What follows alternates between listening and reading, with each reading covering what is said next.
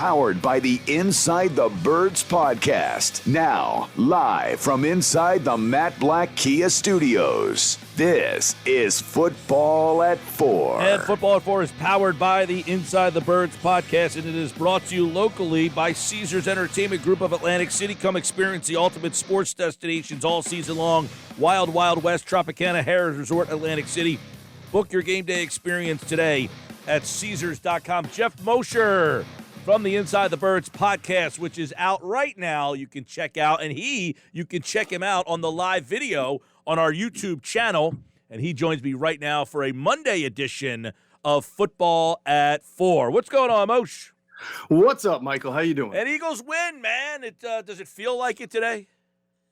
Not too much. All right, let's start with that. Not too much, but a road win in the NFL in a game that you really did not play well. What does it say about where this team is or what this team might be? You know, that's a great question about what might be. I'm not sure you derive a whole lot from the future other than I think you can take more about the moment, perseverance, coming up with some big plays on defense. Clearly that has sustainability if you can do what you do on what they did on defense. You know, blocking a punt, that's not something you can hang your hat on and say, next time we're in that kind of situation when it's neck and neck like that in the fourth quarter, we'll just block the punt. But those things do happen over the course of the year.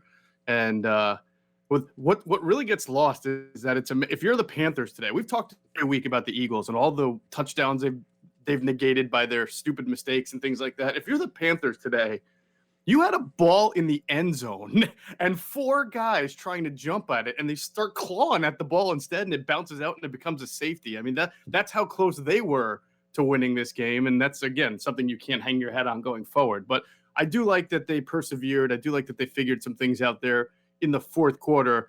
But when you try to project a win like that over the rest of the year, what you're really looking for is what did we do well that I think continue for the rest of the year. 3 picks doesn't seem like something that's sustainable for this defense or a trend that you've seen before. And certainly a block punt is not sustainable as well. No, all right. So you're right about the block punt thing and having, those special things helping you get the win. But I want to talk about, John Gannon took a lot of shots to the defense. They gave up 83 points in 2 games, to which I kind of said, look, against Atlanta and San Francisco, they didn't really have problems. They had some problems, but they played pretty well. Most teams aren't Dallas and Kansas City weaponry. Most teams are Carolina, Atlanta, San Francisco. You've got the Raiders, Detroit, Denver. That's who most teams are. So is the defense equipped to win games for them?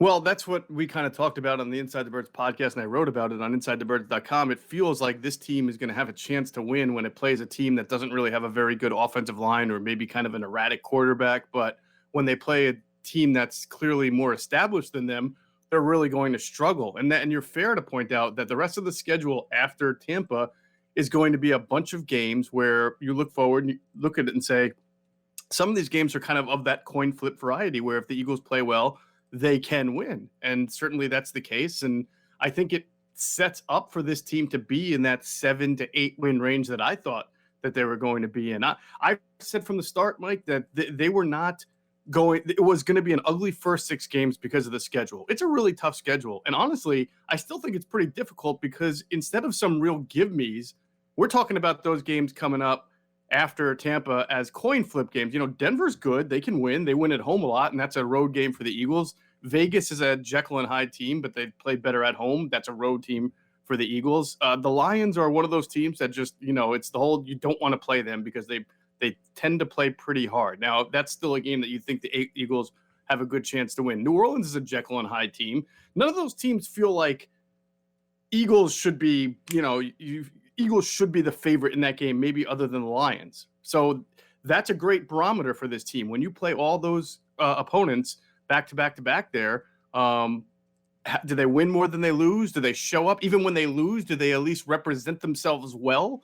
We'll see. Well, if their defense plays the way it did yesterday, they should be competitive in those games. And then it comes down to where I think that they need to have – look, I talked about last week. I must have said it multiple times. They scored 30 points twice already this year. They didn't score 30 points at all last year. So there has been some growth in this offense. But where's the growth coming from? Because Sirianni has been – quite frankly, I want to like Sirianni. But I thought his game plan yesterday was awful again. I don't know that Hurts has been a Pro Bowler, but where have they seen that growth to where the offense has scored 30 points a couple times? And how does Sirianni kind of grow into a better play caller? I mean, he has got to be able to help his personnel out more. Yeah, that's a great question. I'm in total agreement with you that this offense lacks a flow, lacks a rhythm, lacks an identity. And I can't believe after Andy Reid and after Doug Peterson, we're actually talking about a head coach who runs the ball considerably less than both those guys. That is probably the most mind-boggling thing for me. If you notice, one of the plays that works well for the Eagles is the occasional read option, not RPO, just straight read option, where Jalen Hurts kind of fakes the handoff, watches the edge defender crash toward the middle, and then he takes off for a run. Well, almost every single one of those successful read option plays is set up by an actual run before it, because you have to actually make the opponent think you're going to run a little bit. So I keep thinking, if you just even if you want to do more of that college-y stuff or new wave stuff, just running the ball in general with your good offensive line will help you set that up. And then you can do some more read option with Jalen Hurts. And then after you burn a defense like that, then the defense has to adjust, and maybe you start seeing more openings in the passing game, because right now their passing game is very sporadic as well. It feels like you go to Devontae Smith because he knows how to get open, but everybody else, you kind of have to hope they get open, or there's a blown coverage, or you have enough time for Quez Watkins to completely lose somebody on a double move. That happens like once a game. That's not a consistent offensive recipe. If you remember Doug Peterson's first year, it did help that he started off 3-0, so he kind of bought some currency there, and Carson Wentz was playing well. But they only won 7 games that year. But the one defining thing about that year to me was that they led the NFL in time of possession, and that it seemed in every game, whether or not they executed wasn't the issue. They had a plan, and they had a good functional offense, and just sometimes Carson was a rookie and throw a pick, or things would happen. You play a team that's better than you, but you understood the offensive game plan, and you liked the way Doug back then was counteracting what defenses do. I honestly can't tell you right now what Nick Sirianni's identity is as an offensive play caller. I agree with that. I don't know what his identity is, but I would say this. If I'm allowed to give free advice to Nick Sirianni, and I walk into a room and I say my personnel, Nick, your best personnel is you got you elected to keep Zach Ertz. Him and Goddard are your two best weapons. You got this kid Gainwell and Sanders. Work from the inside out. Like, you keep trying to hit the home run with the least experienced players you have. Utilize your experience, and then you can rely on your home run hitters, but you don't have to rely on them so much, and you might be more apt to get more from them. Yeah, I'm the same way. I don't give people advice, but based on just studying the league and how teams go, when you're a new team and you're a new coach and a first-time play caller trying to establish an identity, you tend to want to put the ball in the hands of the guys that you think can come through for you because they're your proven weapons. To me, there's 3 guys that fit that bill. 1, Miles Sanders, who I think is being criminally underused. 2, as you just mentioned, Dallas Goedert, who, listen, I like Zach Ertz. I'm not an anti-Zach Ertz guy, but I have said from the beginning that his presence on this team sort of feels like Alshon Jeffrey's presence on the team last year. Like, yes, he's good. He's probably better theoretically than what you have, but he's also stunting the development of some of your other younger players. And I think Dallas Goedert, having only 50% of the tight end targets or reps, even snaps, takes away from that. You need like kind of big physical presence to catch the ball, turn upfield, and run. And Dallas is good at that. And to only see 2 to 3 targets a game over the last 2 weeks, to me, is criminal underuse. And I still think that they don't use Jalen Reagor enough in the short game as an end around guy, as a Deebo Samuel like quick strike weapon. Because when the ball's in his hands, he does tend, whether it's on kickoff or on the reverse that he had last week or on the screen, he tends to do well there. I just feel like they have to figure him out also. Yeah. There's so much to unpack on this offensive side of the ball because, realistically, let me ask you this. Are you seeing guys down the seam that Hurts is missing? I mean, they showed it on the broadcast a handful of times yesterday. You saw Hurts have his hand on his head like, oh, I'm sorry, I missed you. That was with Devonta Smith. He had another one with Watkins. But is that happening more than the television broadcast is showing us that you're aware of? Yeah, we do our tape review podcast that come out every Wednesday. And I know last Wednesday from the Kansas City game, Adam and I, we had both talked to different sources, league sources who watched the tape and graded the tape. And they felt like there were plays left out on the field. Not all the time, but enough that it's concerning. And one of the things that Jalen does, Mike, is explain why that happens. What is he missing and why? I was just about to go into there. Right, exactly. Like sometimes these routes have to develop, right? You're not just going to be open right off the bat. There's double moves. There's high-low patterns against certain formations. And one of the things that you're seeing Jalen do a little bit too much, and the coaching staff has even talked about it, is not just that he leaves the pocket early, but when he leaves the pocket, he's got to keep his eyes down the field. That's what the best running or dual threat quarterbacks do. They can run, navigate the pressure, but still keep their eyes down the field to make plays. In fact, I thought Jalen did a good job of that last year. If you remember that first touchdown he threw to Greg Ward, I guess Packers, I want to say, was kind of a deep over. He just kept going right, and then finally was able to locate Ward and throw the touchdown. And he doesn't seem to have that innate ability this year. And it seems like when he's out of the pocket, he's just trying to get out of there and either throw the ball out of bounds or run. And by the way, when you get a guy to jump off sides, throw the ball in the field of play. You got a free play, throw the damn ball in the field of play. It doesn't matter what happens. Yeah, no question. The offense seems very dependent on the wide receivers screens, and I'm looking at it like, fine, if that's what you think, but they don't have good blocking wide receivers. Like Jalen Reagor and Quez Watkins, they're the guys out there blocking for the screens. I mean, that doesn't sound like a recipe for a big play to me.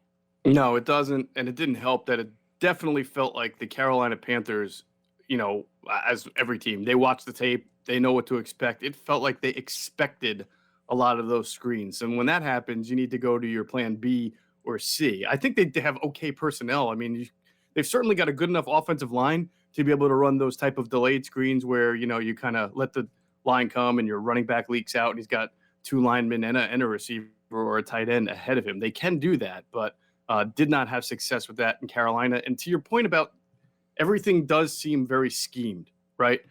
And so there's two schools of thought of that.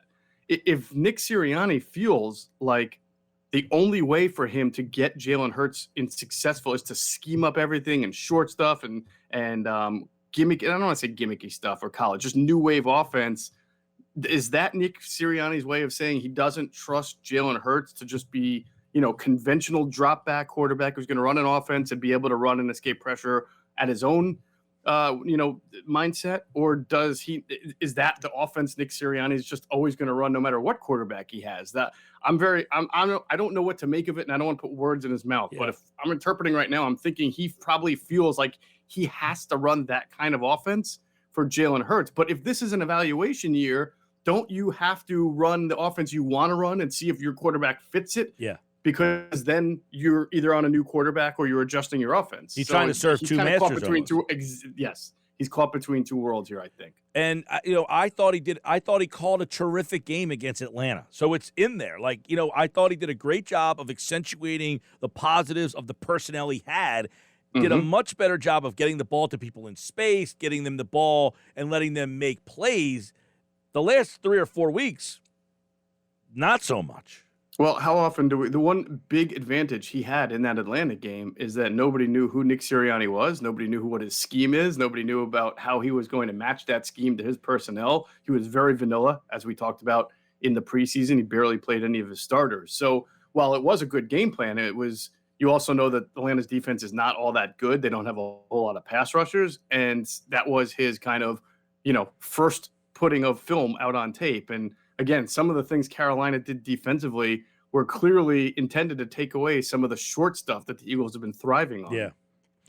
Geoff Mosher, Football at 4. Obviously, you mentioned, the tight ends, Dallas Goedert, Zach Ertz, and you said, is there a reason – are they not schemed into the playbook? I mean, is this just something that Sirianni doesn't – are they not getting a lot of snaps? Are they not in the offense?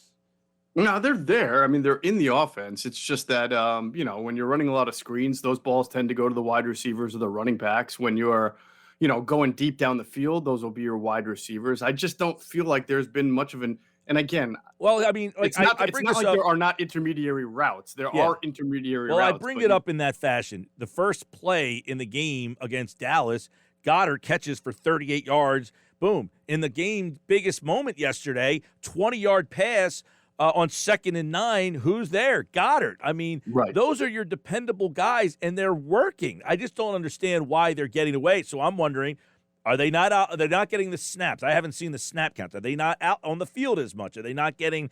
Are they not a part of the game plan or the scheme as much that maybe I'm missing? Because no, they're out there, Mhm. and the only thing that you notice is that they pretty much play the same number of snaps. So sometimes it's because they're on the field at the same time. Sometimes it's one for the other. But when Dallas Goedert and Zach Ertz are on the field at the same time, you know which one's the inline blocker. It's Dallas Goedert because Zach Ertz is not a very good blocker. So that prohibits him in pass routes on those specific formations or personnel groupings, I should say. And then when he is out there as the lone tight end, there's Devontae also out there. There's Jalen Reagor out there. There's Quez out there. I do think that, you saw last week against Kansas City. I think I charted it. I'm not sure if I shared this with you, but his first 12 completions, 11 of them for Jalen Hurts were to the first read, where you can just watch the tape and tell that it was schemed. You go to this guy on that play because the first quarter was all of a schemed up offense. If they can do that for certain other players, they can probably do it for Dallas Goedert as well, and they probably need to. 1,000%. You mentioned Sanders. Is this offense a better fit for Gainwell? That's a great question. You put your coffee down pretty quick on that one. Yeah, well, yeah, you threw it at me. Dude, I don't know. Should I extrapolate a little longer so you can take a sip? No, it's all right. It only stays hot for so long. I know. What was I trying to say? So I don't. In order to answer your question, is this offense more conducive to Kenneth Gainwell than Miles Sanders? I would have to ask you what the offense is. Right, but I somebody mentioned yesterday, I don't know if I saw it in a response to something on our, but whatever it was, that Gainwell is more in the style of McCaffrey, Kamara, that newer style of running back that they're not big, but they catch the ball, they're elusive in the backfield, So is Gainwell more usable in this offense? And I would ask you this. Did they just simply not trust Sanders? I mean, obviously, he had to get taken off the field because he went out of bounds twice. Is that something that is perpetual that they keep seeing in practice that makes them not trust him? I had a source tell me that last week that we need to go back to training camp and remember how good he was. Because Miles Sanders had a great training camp, and it was described to me as a Pro Bowl level training camp. So I imagine that the only thing we know of that Miles didn't do. Oh, it's a bad time for Geoff Mosher to kind of go out on us here on the Sports Bash Live on 97.3 ESPN. There he goes. All right. The only thing that Miles Sanders did not do was catch the ball well at training camp. Okay. But that has not been an issue throughout the season. Lord knows he's caught about 30 screens throughout 5 weeks here. I mean, he's caught the ball fairly well. So up until not running out of bounds twice against Panthers, I thought he was having, from an assignment standpoint, a pretty good year. You're asking if Kenneth Gainwell fits the offense, but they're not used similarly. Gainwell is used more as a receiver, but not just as a receiving running back. He lines up at wide receiver, and especially in the 2-minute and 4-minute drill, when they want to move fast and get pass mismatches, they do put Kenneth Gainwell in there. But, to me, your answer is, well, he fits.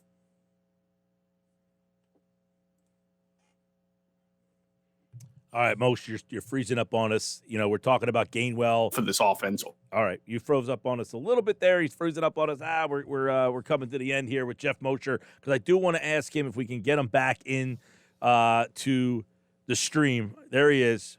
All right, I want to move on real quick because we got a couple of minutes left. You were talking about. I want to talk about what Slay insinuated yesterday. Slay 2 picks, Nelson a pick. Were they used differently, or does Darnold stink? Yes. Now, if you're watching the video, you got a full encapsulation of him taking that question in. Yeah. Yes. We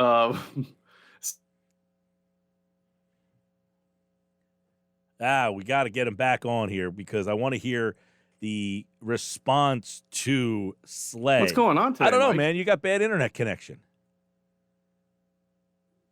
Yeah, you got bad internet connection. That's what's going on. I don't. This hasn't happened in like 3 months. I don't know why all of a sudden. But anyway, and you were rolling good for 17 minutes. That's how you know something's bad's gonna happen. All right. So give me the thought. There was more man coverage. Right. Right. Because Slay insinuated that he moved with DJ Moore. Yes. And by the way, they played more man than their season average last week against Kansas City because you saw Slay trailing Travis Kelce a little bit. They're still mostly zone, and they were still mostly zone, I believe, against the Panthers. But there were situations where when they did play man, they played sides, or they played trail, meaning that Darius was going to be on the DJ Moore, and Nelson would probably be on Robbie Anderson.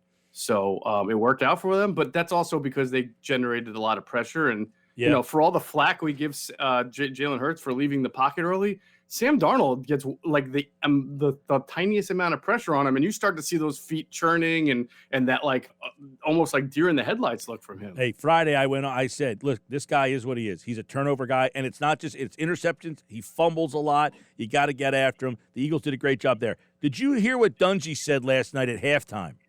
I did not. So he says Bills are playing the perfect scheme for Kansas City. Tampa 2, safeties way off the line, make them keeping everything in front, and Kansas City has no place to go. The Eagles ran that. That Gannon is not an idiot. He knows what he's doing. He just doesn't have the horses. Yeah, exactly. I mean, of course you play 2 deep safeties against Kansas City because they have weapons. And the idea of playing 2 deep safeties is a lot of teams do that. But when you build your team around that, example, the Colts are a big cover 2 team. They also have Darius Leonard at linebacker, and they have a 320-pound defensive tackle who kind of takes on those double teams. So you can play cover 2 or inverted Tampa 2, whatever you want to play. You just got to be able to stop the big runs. You got to keep Kansas City to modest second and third downs. The Eagles couldn't do that because they couldn't stop the running game. Right, that's what I'm saying. So it's the right scheme. They have the wrong personnel. Right scheme, wrong personnel. But even within cover 2, you can do things underneath that cover 2, Mike. You can play 2-man, which is 2 deep safeties, but man underneath. You can play man one side, zone on the other. You can be deceptive post-snap, meaning you have one safety in the box. By the way, you saw this yesterday. Anthony Harris would line up in the box and then run back to the top to really give a 2-deep look, even though it started off as a one deep look. I think that's what you have to do against good offenses. You have to be confusing and not just telegraph what you're doing. That was one of the issues with the scheme for the last 2 weeks against Dallas and Kansas City. All right, the latest Inside the Birds podcast is out. They go a lot deeper on all the topics and more as the Eagles get to 2-3 by beating the Carolina Panthers. Their 2 wins have both come on the road this year. The Philadelphia Eagles. Geoff Mosher at Geoff Mosher NFL on Twitter. Check out at Inside Birds and the Inside the Birds podcast in the Apple Podcast, Google Podcasts, and anywhere you listen to your podcast. Moshe, we'll talk to you Wednesday, man. All right, brother. All right, that'll be Eagles and Bucks on Wednesday. We'll turn the page to that.